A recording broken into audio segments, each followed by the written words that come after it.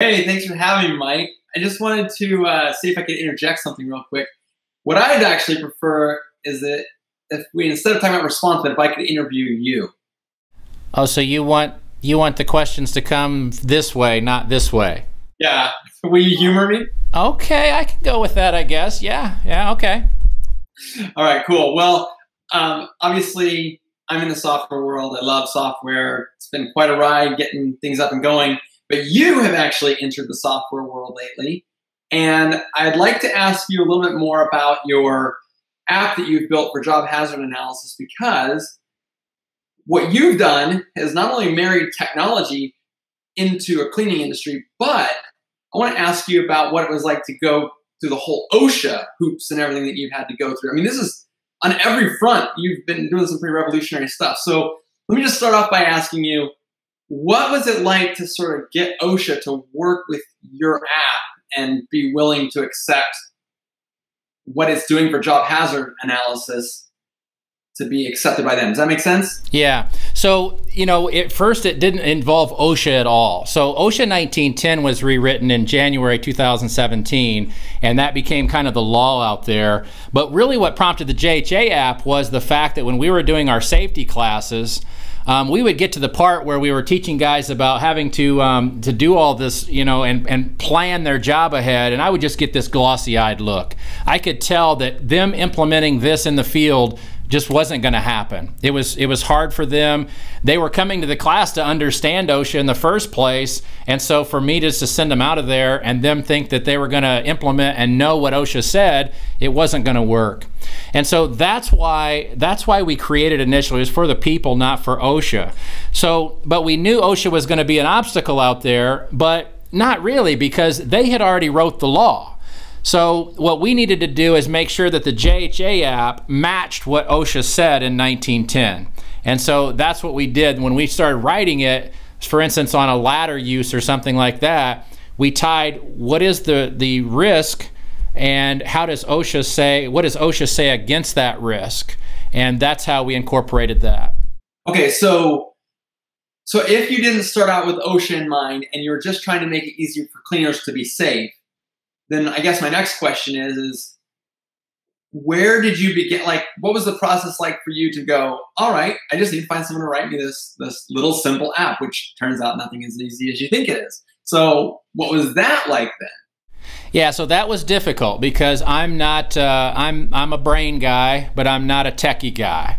And so, but I have some very talented techie people here with the magazine and on the back end of windowcleanersafety.com and all that. So my tech people, I went back to them with this idea and I said, look, I know how the JHA is supposed to look when we get done, but I have no idea how to make it happen in an app process and all this. So, can you, I can be the brains behind it. I can make sure and analyze that it matches up with OSHA 1910, but I need somebody to write it for me. And so my good friend Raphael, he's really the person that did the app development side of it, just with me kind of inputting and frustrating him probably to death. Oh yeah, developers hate brain. Right. Not because they don't have a brain, but because they get it in their head how they're going to build it, and then you'll come in and just ruin everything by telling them, no, you got to write this different. Or, right. Yeah. Yeah. How long were you invested in that? Oh, let's see. We started that process. It's been a year. It's been a year at least. I mean, we were probably 6 months in the making, trying to get everything developed out before we ever released it. Isn't that the life, man? You put all this time and energy into building something, can't even use it for forever. Seems like. Well, that and then you too, you think you've got a great product and you roll it out there and you roll it out to your test market or whatever, and they're like, it'd be great if it was this, and it'd be great if it did this, and it'd be great if it did that. Oh, dude, here's how it will go. I'm going to predict for you how it will go for the rest of your tech life. You will build something that everyone has been begging for. They've been begging and begging and begging, and you'll invest time and money and energy and sleepless nights into getting this thing done. And then when you release it, this is what happens. Everybody goes, oh, you didn't roll out this feature? Oh, okay. Well, it'd be great if it did this other thing.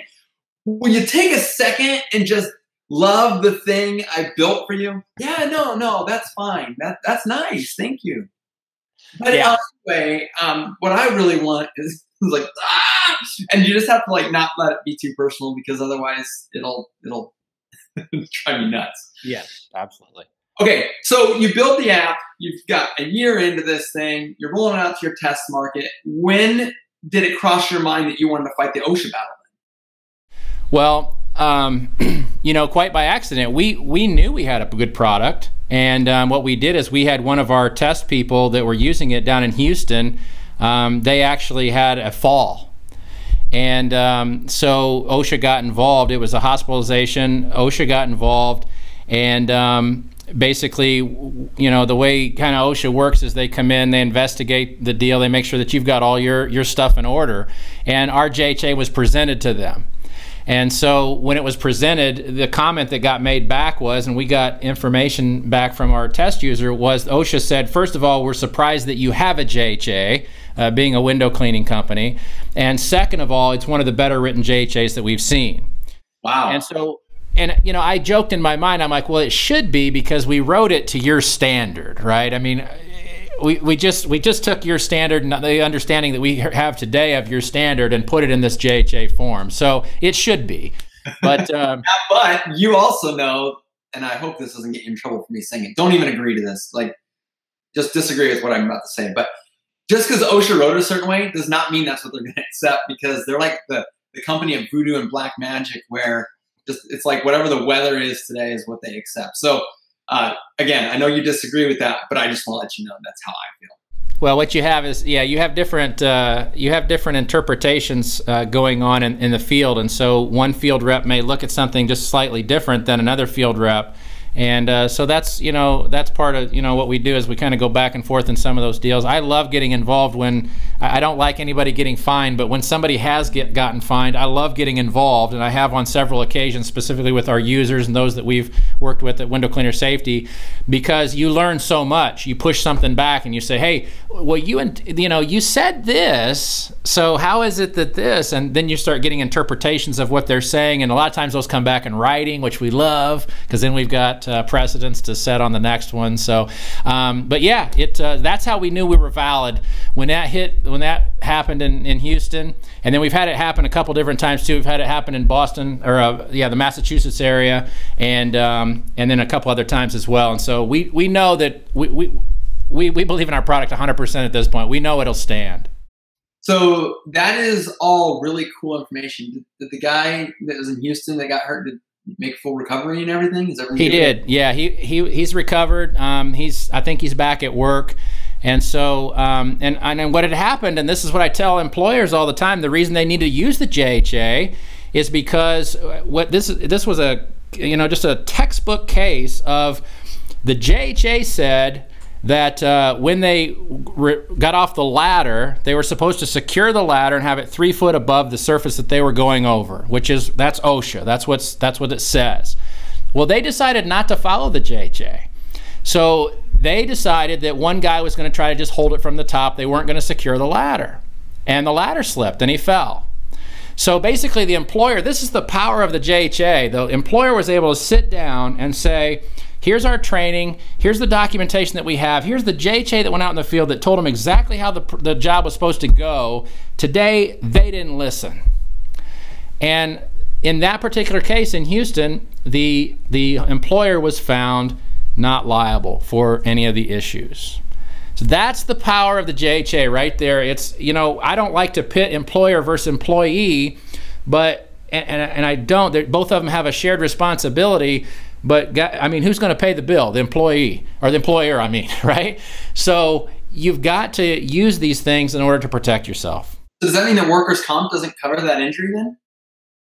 Yeah, I'm not sure about work comp. I'm not sure about that. I think work comp would still probably kick in for the injury, but you wouldn't have any OSHA fines on top of the work comp. Yeah, well, and there you go. That right there is worth it. But all right, well, I'm going to sort of turn the tables on you here then for even a little bit more. I want to show you something. I know you guys worked really hard. You've built these really cool JHAs, and I am going to show you a this is a JHA that on my screen you can see is an example one that you sent me back in August. Yeah. Okay? So with ResponsiBid, one of the things that we've been working really hard to do is to, and actually maybe I should take just a quick second. Anyone who doesn't use ResponsiBid should probably know what the heck I'm talking about.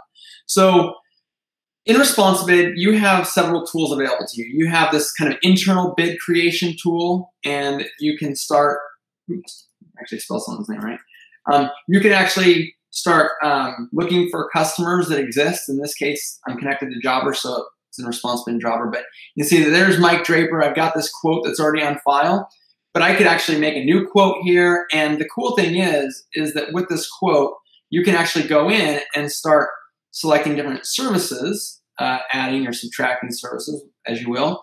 And then you can collect specifications about a job. This actually could be available to your website visitors if you decide to install something similar. ResponsiBid has a customer-facing version that they can use as well. And I'm just going to be a little bit silly here, but I'll say I have 150 linear feet of gutter. I've got 4 downspouts, no gutter guards with asphalt shingles, and no moss. No moss. That's a Spanish joke. All right. So anyway, so you can see here that what I did is I actually just added a quote for gutter cleaning to an existing proposal that I had for you. Now, by default, ResponsiBid can add video and other things, or you can put specific videos also just for a specific customer. And this personalization, we believe, is really important to decommoditizing your business. But the JHA, as you can see, I'm now including this, and I just to show you how I did that, I went into your customer profile and I just simply uploaded a file for the job hazard analysis, which is this image here. And now that that's in there, it's included in the proposal. So it's not included in every proposal. This is specific to this particular customer, so I had to do it in the customer's profile. But you can see that by default, I always have an insurance certificate, which again, this is a fake one. This isn't even real, but your real one could be there. But this is what I think is really powerful about what you've done.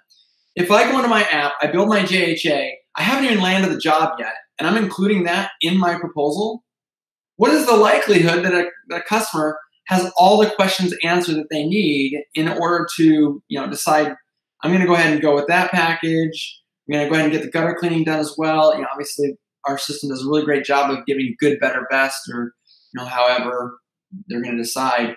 But I mean, think about it. They've already bonded with you. They've gotten a chance to sort of meet who you are and understand why your company is better than the alternatives out there. They've had maybe a good, better, best option to select what's going to meet their needs for their specific jobs.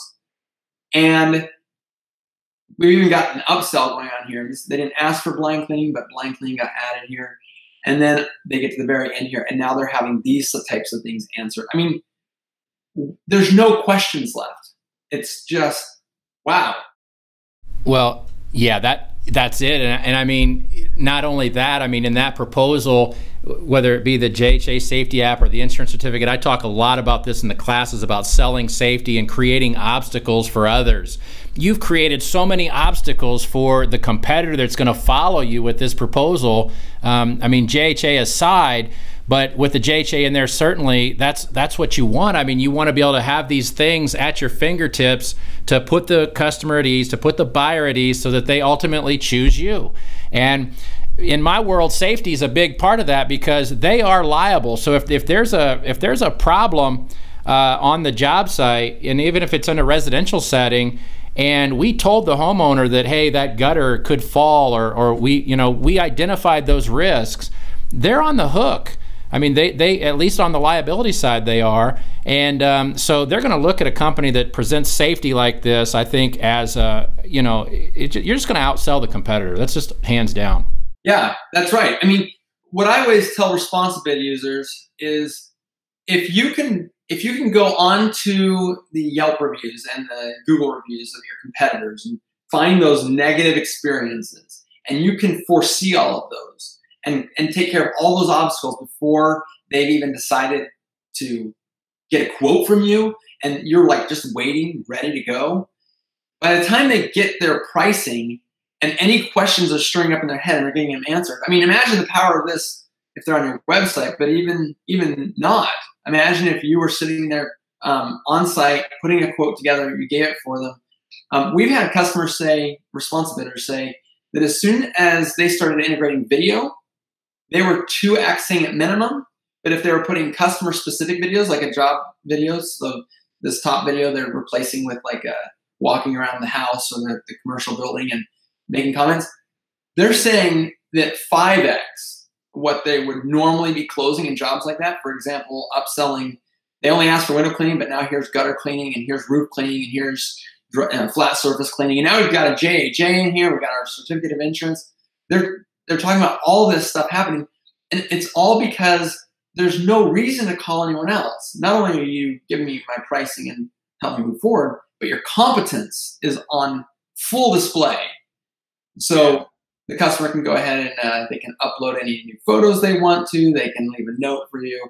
But the most important part is where they can kind of close the job and schedule, which we don't have a real address here. So otherwise it would intelligently figure out where they live in relationship to other jobs and start automating the part where they can actually schedule themselves. So we have a lot of powerful stuff in here, but I just wanted to show you, Mike, that this JHA, when you integrate it with a proposal, and I'm very partial to the response bid proposal, but you throw a JHA into a proposal and the street cred value just goes way up.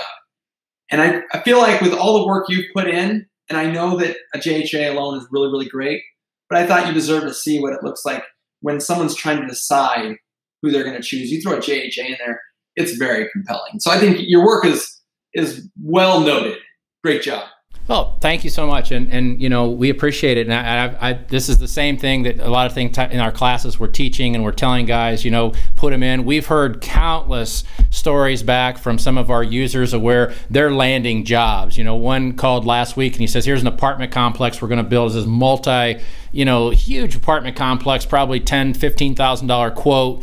And he goes, "And here's my JHA, and it's going right in the proposal with it." And I mean, that's going to speak volumes to some of these guys. The BOMA and all these guys, these different building associations, they know what OSHA says. They've been getting it pounded in their head for the last 2 years. So when you walk in the door and you're prepared to talk about it too, you're a winner. And what does everyone else do? What are all your competitors doing? They're kind of just like trying to they don't want to talk about it. Yeah, they just, "Oh, don't worry, we're safe," Yeah. So, and that's the thing. It used to kind of be that way. In fact, when I had my window cleaning company, it was very much that way, where it's just like, "Oh, we're safe. We're very safe." And that was almost like you had properly tackled that question and we're going to move on. But that is not the world we're in anymore. So, yeah, it's so cool to have this tool in the hands of cleaners. I mean, okay, I'm kind of passionate about the subject, so I'm just going to do a little soapbox here. The cleaning industry has been ignored by technology for so long.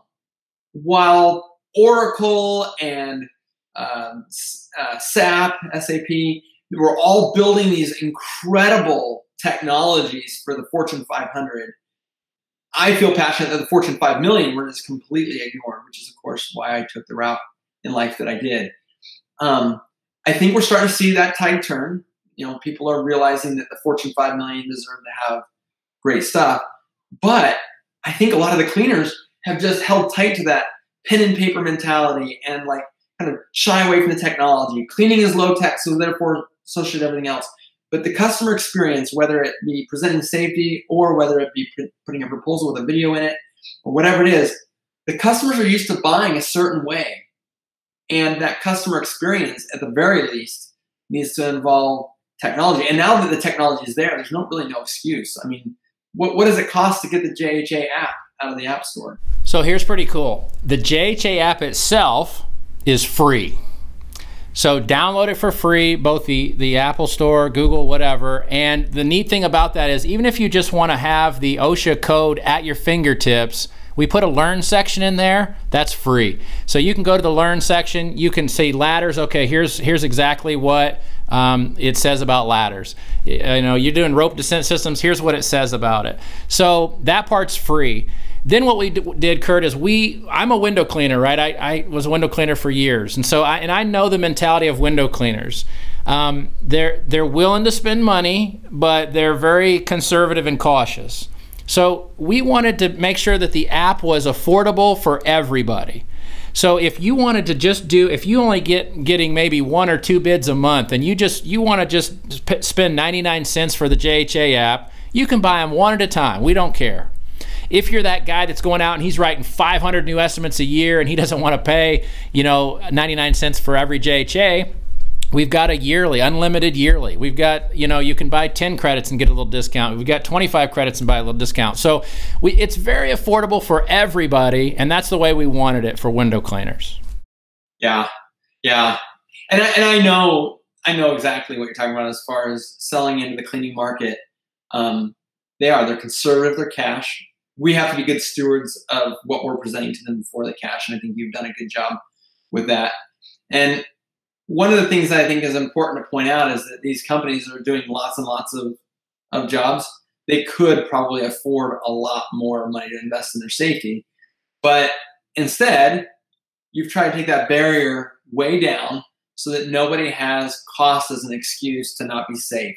Where I know ropes and rigging equipment, I know ropes aren't free, and the rigging equipment and the carabiners and all the hardware that goes with it, that's not free either. But it's easy to cut the corners that aren't necessary, right? And so I think that what you're doing is phenomenal. Well, here's the thing, Curt, too, and I'll give you an example. We were working with a company out in Massachusetts, and they got an OSHA fine as well. And we got involved as a consultant to try to help them, steer their way through the process. And they had already been fined. They weren't using a JHA, but what we did is we're going to put together some training for them, and we just went ahead and, because they need to go into the meeting, stating basically that they were doing something, right? They were getting training. We didn't do it, but now we are, and oh, by the way, here's the JHA program that we're using. And it was interesting because the officer would have said, well, if this JHA was done in the first place, you wouldn't be staring at this $8,000 fine. So you can try to cut the corner, but this stuff is real out there, and $8,000 versus, if you're paying the top price for the JHA was 99 cents. Come on, man. I'm not a mathematician, but I know which one I. And I don't want this to come across as a sales pitch by any means. But I just think it's important that cleaners understand these things, and I'm not going to put a dollar amount on the amount of development dollars, but just to be sort of vague, I know what development costs. I know what a yearly development cost goes for. They're literally putting their fingers on hundreds of thousands of dollars potentially worth of technology for 99 cents. And that's sort of the beauty of distribution of technology, is that the upfront costs are very high. But as long as you can co-op it out to a large base of people, there's business in there. And I think that what people need to realize is that 99 cents will save them $8,000 or potentially a life, or, there's all sorts of great stuff in there. And just understand, don't look at yourself because you're in an industry that you in your mind have told yourself is low tech. Don't let yourself fall into the trap of thinking that, oh, I'm not, that's not applying to me. I'm not in that type of sexy industry or whatever. Actually, you are, you really are. It's here. And it's cool, man. And the other thing too is, and we try to talk about this in our classes a lot. We can talk about OSHA fines all day long. At the end of the day, I don't care about OSHA. At the end of the day, when I owned my company, it was the same way. I took safety over the top because I never wanted to approach the spouse of one of my workers and say, you know what, tonight Johnny's not coming home because, we cut corners. I didn't send him out with the proper stuff. I didn't send him out with the proper equipment. I didn't train him on something. I just consciously could not have that conversation. And so, I do feel like there's an employer responsibility to, the law says there is, but even past the law, just, I guess a moral obligation to make sure that the employees understand that our work just inherently, it has some unsafe things in it, and we need to put that out there so that each and every employee, window cleaner, pressure washer, whatever, is going home that night. That's the important thing to me. OSHA fines aside, I mean, we don't want them, but if Johnny goes home tonight, that's what I want. Yeah, yeah. And I think that, so there's the two categories we've touched on. There's like the selfish reasons that you would do it for you, and then there's the marketing exploitation for selling the job. One thing I glossed over on the Responsibid side is that with every quote given, Responsibid will stage up a bunch of follow-up. So emails, text messages. If you link it with SynGym, you could be hitting postcards and voicemail bombs, and you could be hitting neighbors of the clients that you're giving quotes to, and all sorts of really cool stuff. And it'll just sort of time it to just keep dripping out until they either do business with you or decline, and even then, the responsible follow up given their specific status. But imagine this, Mike. Imagine if I gave you a quote for the job, it had a really nice, compelling video in it, it had the nice job, it had the JHA in it, but for whatever reason, the decision wasn't made today. And maybe another person even comes and gives a quote. They get another quote in their hands. So, we'd love to try and keep that from happening because, we know they should be doing business with our company, right? But it's going to happen maybe. And all of a sudden, an email or a text message comes out that says, "Hey, Mike, thanks for giving me an opportunity to give you a quote the other day. I just want to make sure if you had any questions, we're always happy to answer them. If you looked at the job hazard analysis that's part of it and had any questions about that, we're always excited to talk about any safety preparations that we'll take for jobs." Imagine if you automated that in your follow-up process. And it not always has to be safety. It could be about other things too. Your company can have lots of different, things that make you special. But imagine if every email went out wasn't just saying, can I have your money now? How about now? Can I have your money now? But instead it was saying things like, adding value. We're always excited to answer questions about X or Y or Z. And if safety is one of those things that you're taking head on, what a refreshing thing for that customer, whether it's commercial or residential, which I think a lot of people think residential doesn't require safety, which couldn't be further from the truth. But I mean, that's powerful. Yeah, it really is. It really is. I know you've done an excellent job interviewing me, and I just want to show you kind of what it feels like sometimes when I'm interviewing people. Hey, Curt, can we wrap this up, man? Can we get going? Oh, sorry, I forgot. Hey, Mike, it's been great talking to you. I know you're a busy guy and you got a lot of stuff to do, but I really appreciate you taking the time to meet with me today.